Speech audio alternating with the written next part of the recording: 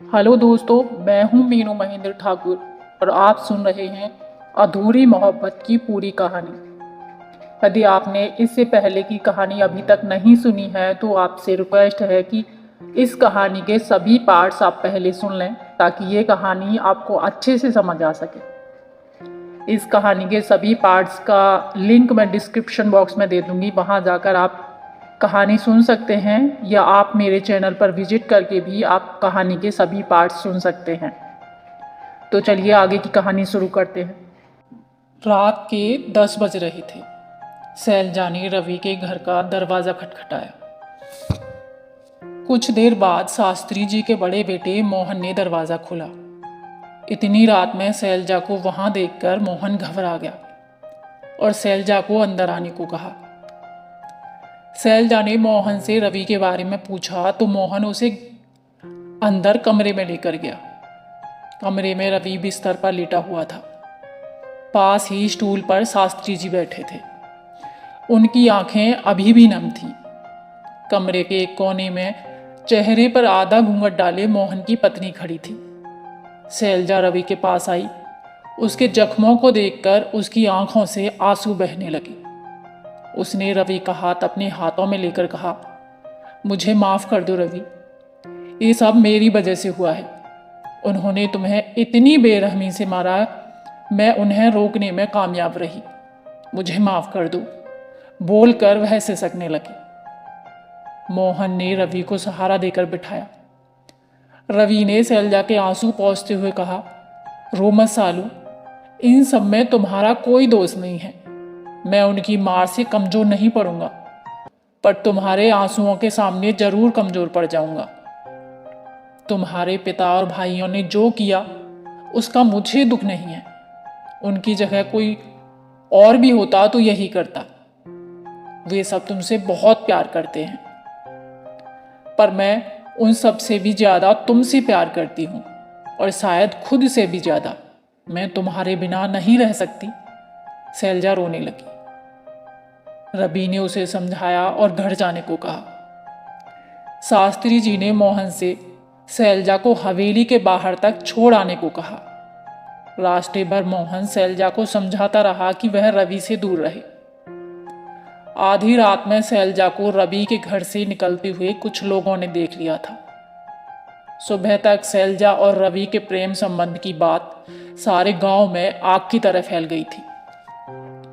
सुबह जमींदार का नौकर शास्त्री जी के घर आया और उन्हें अपने साथ हवेली चलने को कहा। डरते डरते शास्त्री जी हवेली पहुंचे। डर और घबराहट में उनके पैर कांप रहे थे और दिल ट्रेन के इंजन की तरह तेजी से धड़क रहा था। वे सर झुकाए हाथ बांधे एक कोने में खड़े थे। कुछ देर बाद शैलजा के पिता वहां आए और कहा, शास्त्री, तुम्हारे लड़के ने अच्छा नहीं किया। मैंने उसे काम दिया और उसने जिस थाली में खाया उसी में छेद किया। यहां रहकर वो अपनी औकात भूल गया। उसकी हिम्मत कैसे हुई मेरी बेटी से प्यार करने की। शुक्र मनाओ मैंने उसे जिंदा छोड़ दिया, वरना इस हरकत के लिए मैं उसकी जान ले लेता। इससे पहले गांव में मेरी बदनामी हो, अपने बेटे से कहो ये गांव छोड़कर हमेशा के लिए यहां से चला जाए। कहकर जमींदार वहां से चला गया। शास्त्री डर से थर थर कांपने लगा। शास्त्री थके कदमों से घर आया और मोहन को सारी बात बताई। मोहन ने अपने पिता से रवि को कुछ नहीं बताने को कहा। 1 सप्ताह तक मरहम पट्टी करने से रवि के जख्म कुछ भरने लगे थे। वो अब चल फिर सकता था, लेकिन चोट के निशान अभी भी थे। एक सुबह रवि घर के आंगन में बैठा था। तभी शास्त्री जी ने आकर कहा, रवि, मैंने शहर में रहने वाले हमारे रिश्तेदार से बात कर ली है। तुम गांव छोड़कर उनके पास चले जाओ। यहाँ के हालात कुछ ठीक नहीं हैं। अपने पिता की बात सुनकर रवि ने शांत स्वर में कहा, आप चाहते हैं कि मैं कायरों की तरह मुंह छुपाकर भाग जाऊं? क्यों जाऊं मैं अपना घर छोड़कर, परिवार और ये गांव छोड़कर, सिर्फ इसलिए कि मैंने जमींदार की बेटी से प्यार किया है? मैं नहीं जाऊंगा। इस तरह उन लोगों से डरकर मैं नहीं जाऊंगा। मैंने सालू से सच्चा प्यार किया है, कोई गुनाह नहीं किया। और अगर आज भाग भी गया तो उस लड़की को क्या जवाब दूंगा जो मुझ पे खुद से भी ज्यादा भरोसा करती है, जो आज भी इस उम्मीद में जी रही है कि एक दिन मैं उसे लेने आऊंगा। नहीं पिताजी, मैं उसके साथ ये अन्याय नहीं कर सकता, उसे धोखा नहीं दे सकता। रवि की बात सुनकर मोहन और शास्त्री जी ने उसे समझाने की बहुत कोशिश की, लेकिन सभी कोशिशें नाकाम रहीं। उसी शाम रवि हवेली पहुंचा। उसे देखते ही जमींदार और उनके दोनों बेटों का खून खौल उठा। रवि अंदर आया, जमींदार के सामने हाथ जोड़कर कहा, मुझे आपसे कुछ बात करनी है। रवि की बात सुनकर जमींदार ने उसे अंदर आने को कहा। दोनों बेटे अभी भी गुस्से में आंखें लाल किए हुए थे। जमींदार ने उन्हें शांत रहने को कहा और रवि से बैठने को कहा। शैलजा को पता चला तो वह दौड़ती हुई आई, लेकिन उसकी भाभियों ने उसे बीच में ही रोक लिया और दीवार के पास खड़ी होकर वह सब सुनने लगी। तभी जमींदार ने रवि की ओर देखते हुए कहा, कहो क्या कहना है। मैं और शैलजा एक दूसरे से बहुत प्यार करते हैं और हम दोनों एक दूसरे के बिना जीवित नहीं रह सकते। मैं मानता हूं मैंने ये बात आप सबसे छुपाई, लेकिन मेरा इरादा नेक था। मैं शैलजा से शादी करना चाहता था और यही वजह थी कि हमारा रिश्ता हमेशा मर्यादा में रहा। मैं चाहता तो इसका फायदा उठा सकता था, लेकिन मुझे सिर्फ शैलजा चाहिए, बाकी मैं आप लोगों से कुछ नहीं चाहता।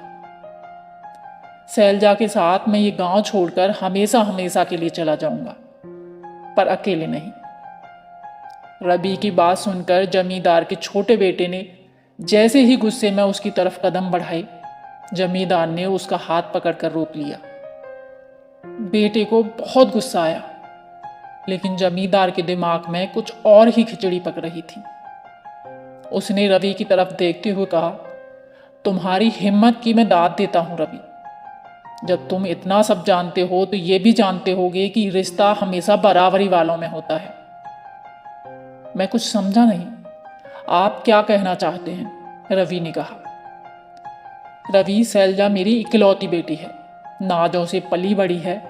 इसे किसी चीज की हमने कमी नहीं होने दी। बेशकीमती कपड़े, जेवर, आलीशान घर, सब कुछ दिया। इतना कुछ है मेरे पास कि चाहूं तो इसे सोने चांदी में तोल सकता हूं। लेकिन तुम्हारे घर में क्या, 2 वक्त की रोटी भी इसे मुश्किल से नसीब होगी। मेरे पैरों की जूती भी तुम्हारी औकात से महंगी है। इसलिए जाओ और पहले इतना कमाओ जिससे मेरी बेटी की जरूरतें पूरी कर सकूं। उसके बाद आकर मुझसे उसका हाथ मांगना। जिस दिन तुमने मेरी बराबरी कर ली, उस दिन मैं खुद शैलजा का हाथ तुम्हारे हाथ में दूंगा और धूमधाम से तुम दोनों की शादी करवाऊंगा। बोलो, कर पाओगे इतना? जमींदार ने अपनी रौबदार आवाज में कहा। रवि कुछ देर के लिए निशब्द हो गया। जमींदार की कही बातें सीधी जाकर उसके कोमल मन पर लगी और कुछ देर सोचने के बाद उसने कहा, मैं तैयार हूं। आपने कहा रिश्ता बराबरी वालों में होता है, तो मैं शैलजा के लायक बनकर दिखाऊंगा और उसी दिन आकर आपसे शैलजा का हाथ मांगूंगा। कहकर रवि उठा और हवेली से बाहर चला गया। जमींदार मुस्कुराने लगा। उसकी चाल कामयाब हो चुकी थी। रवि के जाने के बाद शैलजा भी रोते हुए अपने कमरे में चली गई। जमींदार के दोनों बेटे उनके पास ही खड़े थे। तभी छोटे बेटे ने गुस्से में भरकर कहा, पिताजी, ये क्या हो गया है आपको? आप हमारी बहन की शादी उस भिखारी से करेंगे? तुम दोनों की अकल अभी तक शायद विकसित नहीं हुई है। जमींदार ने दोनों को घूर कर कहा। हम कुछ समझे नहीं पिताजी, बड़े बेटे ने असमझ की स्थिति में कहा। मैंने कहा तो क्या मैं कर दूंगा शादी? वो लड़का रवि जवान है, खौलता खून है।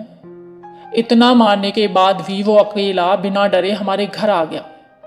इससे दिखता है कि वो कितना जुनूनी है। शैलजा के लिए वो कुछ भी कर सकता है। इसलिए मैंने ताकत से नहीं बल्कि अकल से काम लिया और उसे अपनी बराबरी करने को कहा। हमारी बराबरी इस जन्म में तो क्या बल्कि आने वाले 7 जन्मों में भी नहीं कर पाएगा। वो पैसे कमाने में व्यस्त रहेगा और तब तक हम शैलजा की शादी कहीं और करने के लिए हमें समय मिल जाएगा। एक बार शैलजा की शादी किसी और से हो जाए उसके बाद वो हमारा कुछ नहीं बिगाड़ सकता, जमींदार ने रहस्यमयी मुस्कान के साथ कहा। दोनों बेटे ने पिता की बात सुनी और मुस्कुराए। उधर शैलजा रवि के बारे में परेशान हो रही थी।